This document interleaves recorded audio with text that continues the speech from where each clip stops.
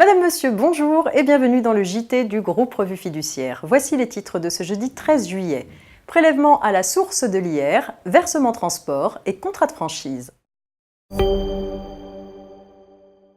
Le prélèvement à la source de l'impôt sur le revenu, qui devait entrer en application le 1er janvier 2018, sera reporté au 1er janvier 2019. Cependant, la délégation sénatoriale aux entreprises a commandé une étude pour évaluer l'impact du prélèvement à la source de l'impôt sur le revenu pour les entreprises qui seront les collectrices de l'impôt pour leurs salariés.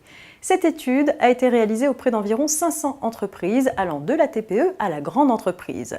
Ces résultats ont été présentés au Sénat. Il en ressort que le prélèvement à la source sera une charge administrative supplémentaire considérable pour les entreprises et particulièrement pour les TPE l'année de sa mise en œuvre, mais également de manière récurrente.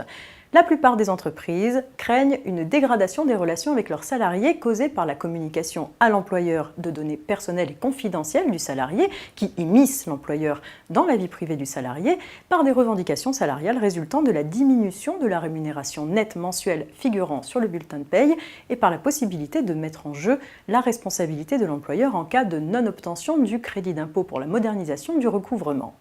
Par ailleurs, pour les TPE, la possibilité de reverser tous les trimestres l'impôt prélevé tous les mois serait négligeable par rapport au coût de mise en œuvre du prélèvement à la source. Le gain financier représenterait environ 12 € par entreprise. Les employeurs des secteurs privés et publics qui emploient au moins 11 salariés en région Île-de-France et en province dans le périmètre d'une autorité organisatrice de la mobilité où a été institué le versement transport sont redevables de la contribution au versement transport. Cette contribution, destinée à financer les transports en commun, est recouvrée par les URSSAF qui sont chargés de la reverser aux autorités organisatrices de transport.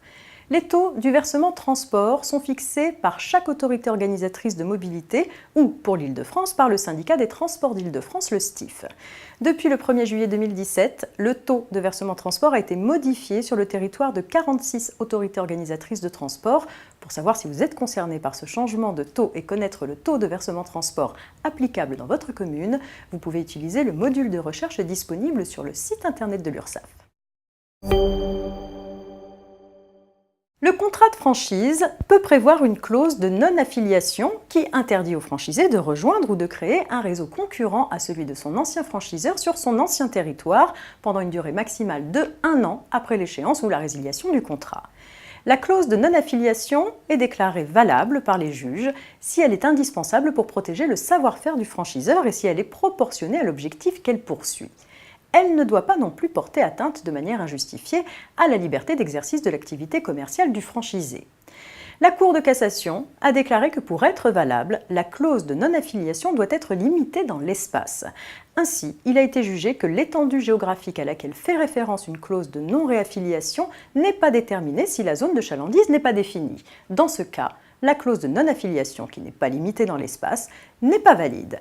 Donc, attention à la rédaction de ces clauses. C'est la fin de cette édition. Pas de JT demain, vendredi 14 juillet, jour de fête nationale. On se retrouve donc lundi.